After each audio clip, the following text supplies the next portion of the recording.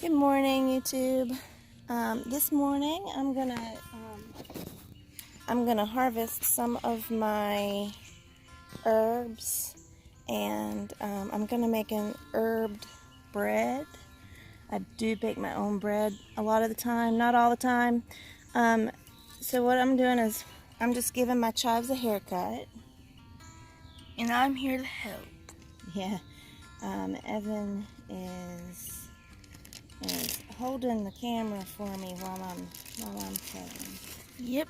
And I'm gonna take some of this basil. As you can tell, the basil and the other herbs are kind of overshadowing this rosemary plant. So I'm trying to keep the basil trimmed down so that the rosemary can grow better. And it's doing better. It is starting to grow better. I just have to, especially over in this area, keep it where the rosemary can get some sun. I'm going to take a little bit of this sage out too, because it's kind of taken over that area as well. Yep. Okay, and then I'm definitely going to get some of this thyme. Let me get that chive. There we go. That looks better. I've taken a little bit of the rosemary, but I haven't taken much of it, so I really want it to start putting out some more growth. I'm gonna get some of that thyme. I'm gonna put some of the thyme definitely into the bread. Okay. You're gonna make an herb bread. Yes. Alright, we'll be right back. Okay, so I'm gonna harvest some of the mint here. This one over here is chocolate mint, and this one is peppermint. Definitely not gonna put that in the bread, but We will use it. we'll use it for tea and some other things. So, Peppermint will go great. Some tea. so I'm gonna clip some of this off here. And when you're clipping these herbs, from what I have been told, it actually encourages new growth. And I have seen that.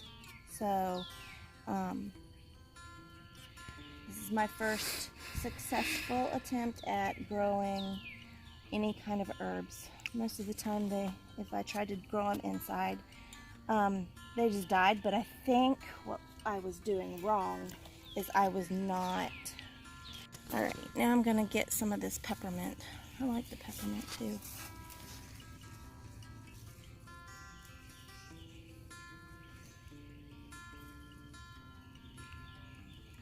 All right.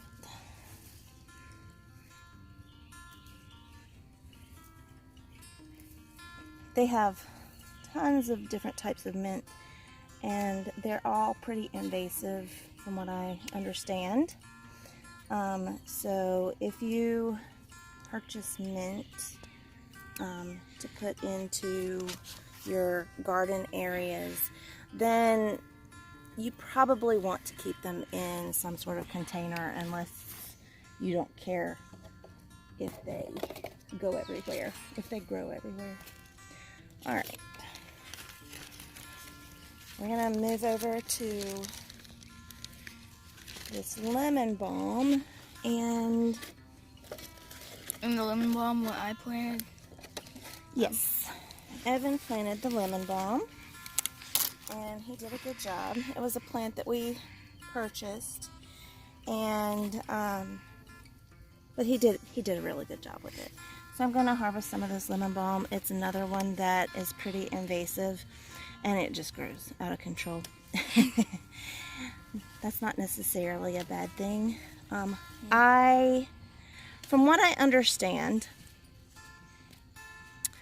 I'm not able to actually use the lemon balm for myself, but I do plan on making some syrup with it that the boys can put into their teas, or no,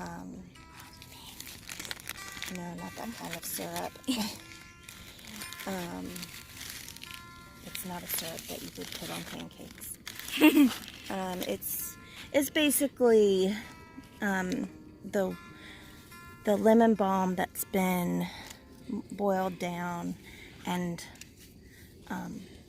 then the leaves and everything filtered out, and then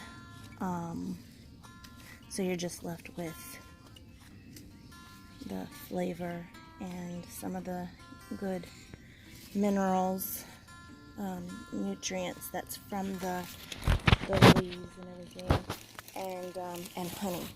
So yeah, I cut it back pretty good, but it'll grow back fast. But I'm not really able to use it personally myself, because according to research, according to what I've read, you're gonna make everybody sick with the way you're swinging that around.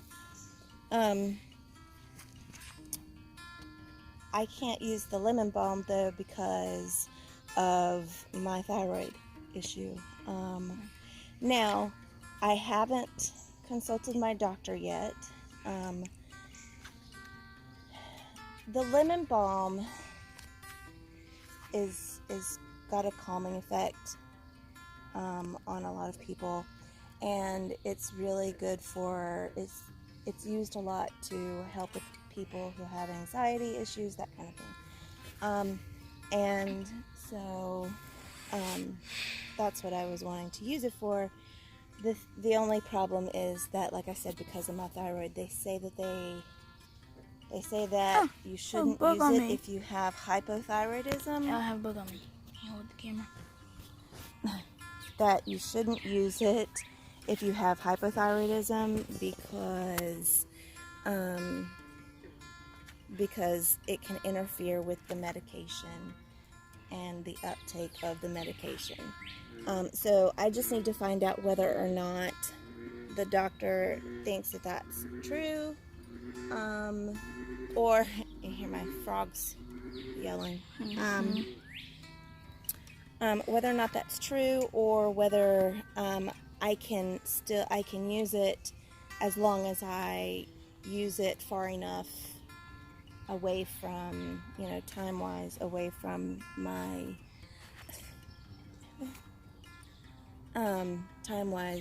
away from the time that I take my medication. What are you doing? We're talking about lemon balm, and you're showing everything else.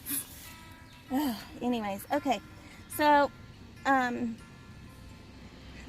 gonna clip this oregano. I plan on using oregano in my bread also. So this is also supposedly an invasive herb. So, unless you have a lot of space that you want to dedicate to the herb, you probably are going to want to put it in a container. And I have some purple basil here. I'm going to go ahead and clip some of this off. And some of these leaves are not looking great. I could do the clipping, Mom. That's okay. I'm pretty much done with this part. Some of the leaves are looking kind of bad, and I'll end up composting them. I am trying to start composting. Yep, and it's Okay. right over there. Yeah, with a mess of onions and stuff that I still haven't planted. Yep. Alright, we'll be back. Okay, so I was going to shoot this yesterday, but I ended up, the storms and stuff started coming in, and so I ended up with a migraine. Evan, you're supposed to be over there. Evan. Cleaning, please. So anyways, I ended up with a migraine, and so I wasn't able to record this for you guys. What I'm doing is we're gonna make some herbed bread with some of the herbs that we got from yesterday. That's thyme, a little bit of parsley, and some oregano that's been chopped up. Actually, I cut it with scissors. It's just easier to do that way. I use this recipe. It's actually from King Arthur Flour. It's from their website, and it's a Pullman pan recipe. You can put it in a Pullman pan, or you can just leave it as is and put it in a regular loaf pan. We like the Pullman pans for sandwich bread. They make really good sandwich bread.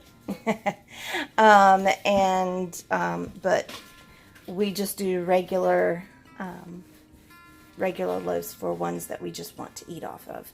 So what we're going to do is we start off with the water, and Isaac, he's my helper today. Hello. So Isaac is going to put the water into my mixer. This is one of the things that really helps me to be able to make bread. Whenever, you can just pour it in. Oh, Isaac, you splashed the yeast. Okay. All right, so get out all of the yeast. Well, here, hold this, and I will, I'll get the yeast out that you got wet, because once it's wet, you really need to use it. So, Sorry, this is my first time. Okay, guys, I can make mistakes. Well, it's not exactly science to pour it down inside there. So basically it calls for a cup of warm water, and it calls for 2 teaspoons of instant yeast, and I use the SAF, S-A-F brand, and I know that I just put in more than 2 teaspoons. I always put in more than 2 teaspoons anyway. So, and then I'm just going to turn that on, and, well, if I can get you to, sorry. Here. Go ahead, and if you could plug that in, and then turn it on. And with the KitchenAid mixer this size, this is the Artisan, you can turn it on. Yep. On the side. Yep. Low is good. And I have the paddle attachment in there right now until it gets to where I need to use the dough hook. But anyways, this is one of the ways that I am able to make bread without really doing a ton of kneading and stuff. I can bake bread by hand. I know how to do it, and if push comes to shove, I can do it, but it's really difficult sometimes for me to be able to do that. So because standing for long periods of time, and it takes longer to do it whenever you're doing it by hand. So the mixer really helps a lot. Alright, so now that you've done that, I want you to, this is the sugar, and you're going to pour in sugar. It calls for 3 tablespoons of sugar. Just dip this in. Yeah, pour it in the spout, yes. Next time, turn it the other way to pour it. Sort of like that. Okay. Alright. Okay. So that's the sugar. And I'm just going to let it mix in there pretty good. Alright. The sugar needs to activate the yeast. It's instant, but I do like to let it kind of meld together, the sugar, the yeast, and the water for a minute or two. Alright. So you can go ahead and get the salt and pour that in. So it calls for 2 1/4 teaspoons of salt, but we use salted butter, and we also don't like too much salt in our breads and stuff, because my husband is real sensitive to salt, and so he doesn't normally like it. Yeah, he doesn't.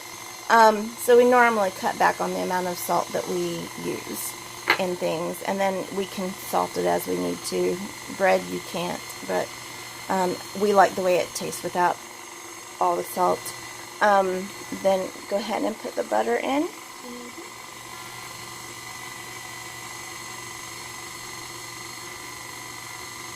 Okay, good job. Alright. And you can go ahead and pour the milk in. And that's my husband coming in.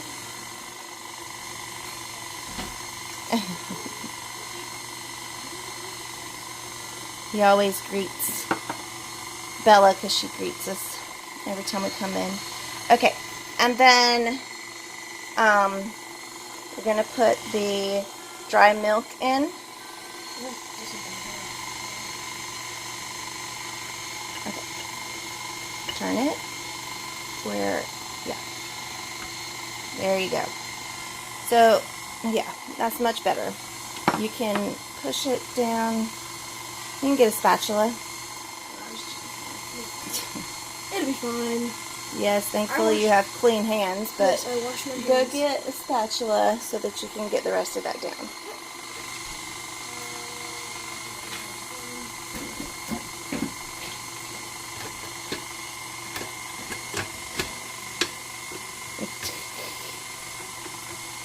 Well, I don't think it's fine. Okay.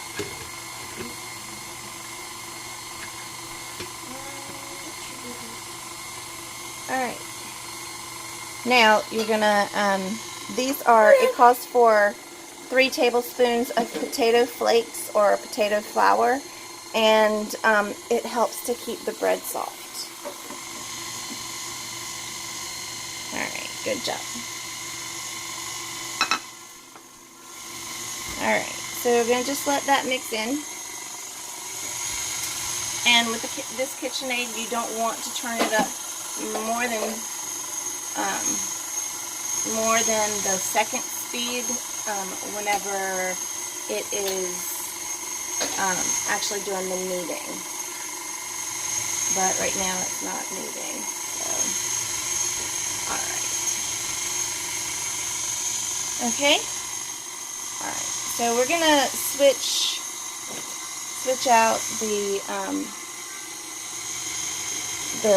for the dough hook, because we're getting ready to start putting the flour in. Alright, so go ahead and stop the mixer. Okay, good job. Yep, take the plastic part off. And then in order to switch it out, you just kind of push up and turn it and pull. Alright. Time to talk about. Okay. And then you just do the same thing to put the dough hook on. Okay. Alright. So now we're going to start adding in the flour, and it calls for 4 1/2 cups of flour. And we'll probably put the first 3 cups in, no problem. Probably 3 1/2 cups in. Just put it in and let it go. Once it gets to that point, here, let's put this all in the sink, please. Here, go ahead and put that in the sink for me. And this one too. Nope, we can use this for the flour. Alright, thanks. Alright, so I just go ahead and I turn it on, and I will measure out a cup of the flour, and I use bread flour. You don't have to, and I don't use the King Arthur flour very often. I do like the King Arthur flour, but it's much more expensive, so I will get other bread flour whenever I'm making bread most of the time. But I do like the consistency of the bread flour better than just the regular all-purpose flour, even though it calls for all-purpose flour. Okay, so that's 3 cups of flour, and I'll put in another half.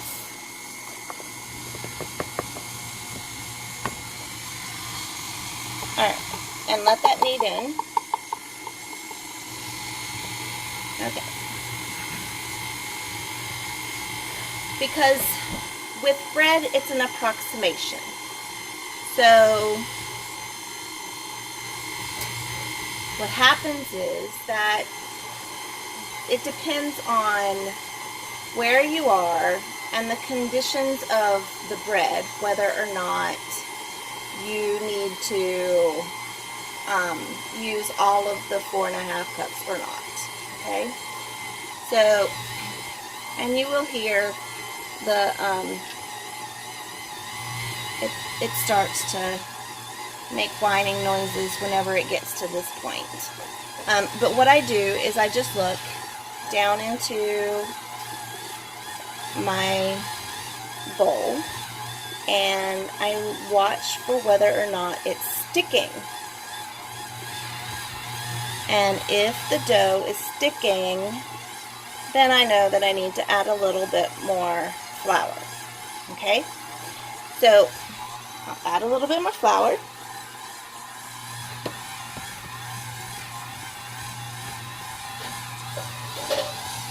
And I just add a little bit at a time.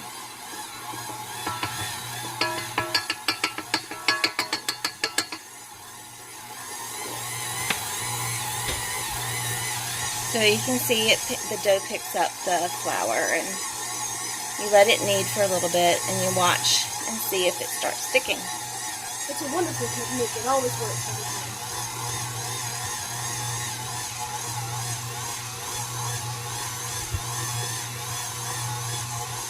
Okay, so sorry about the focus. I know it's not. Okay. So it looks like it's actually doing really well. I don't really see any sticking.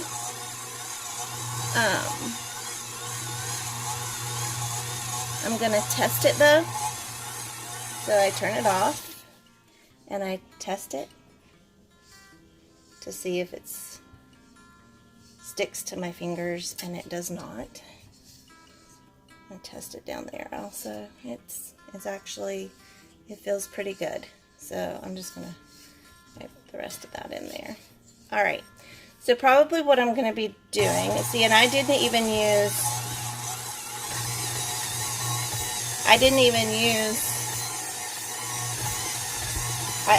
probably didn't even use a full 4 cups, even though it calls for 4.5. So what I'm going to do is, now that it's like that, I'm going to go ahead and I'm going to pour in my herbs. Here, Isaac, sorry. I do that all the time with my kids. Scrape it with this into the bowl so that we get all the herbs down in there.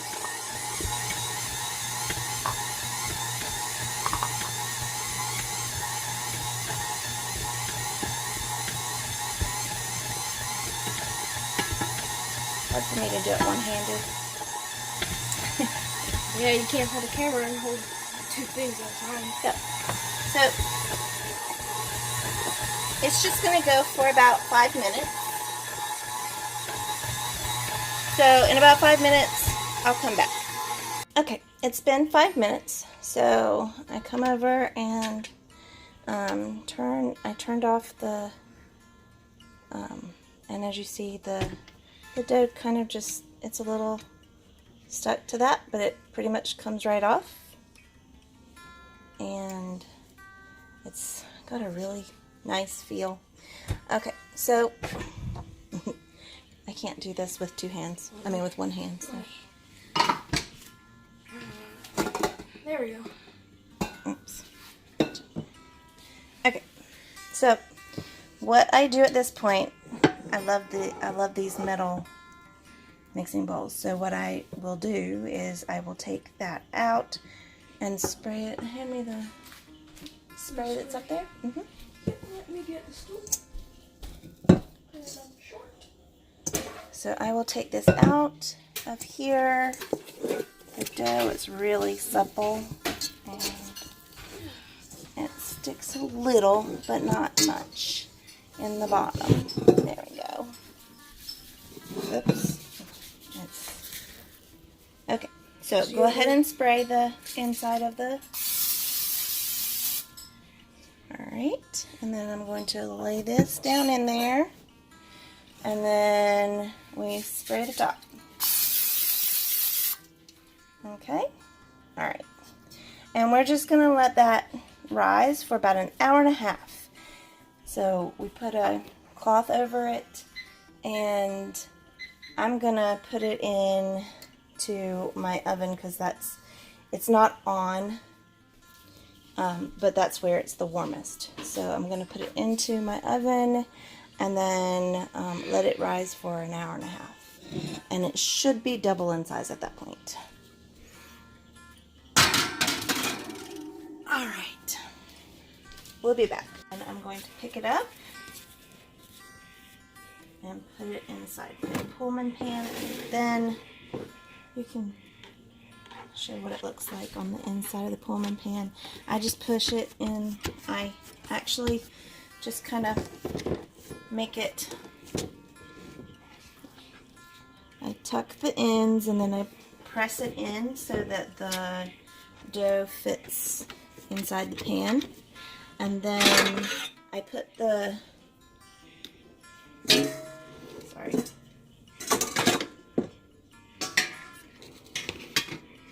the lid on, and then it will rise for,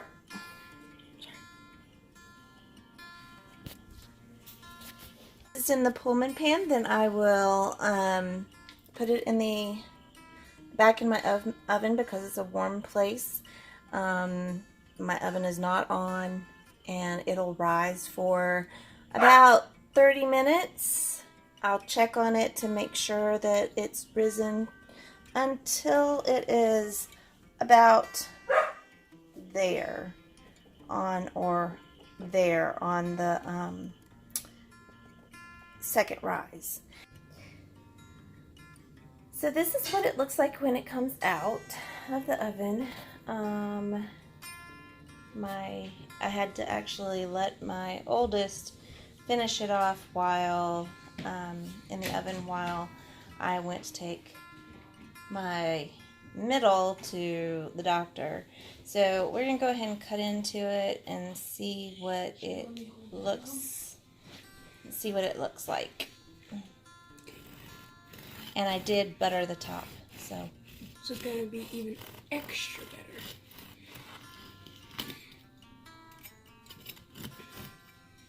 Okay. So you can see a few of the herb flakes in it. It's not got a ton of herbs in it. It's just a light herb. And matter of fact, you might not even taste the herbs.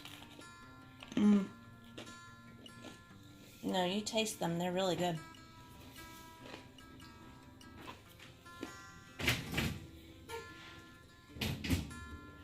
What's that? Oh wow. That's amazing. That's really good bread. The texture on the outside is nice and crunchy, and then on the inside it's fluffy. Soft and coffee. So what I'll do is I will leave a link to the recipe in the description. And the only thing that I did differently was I just added in some fresh herbs.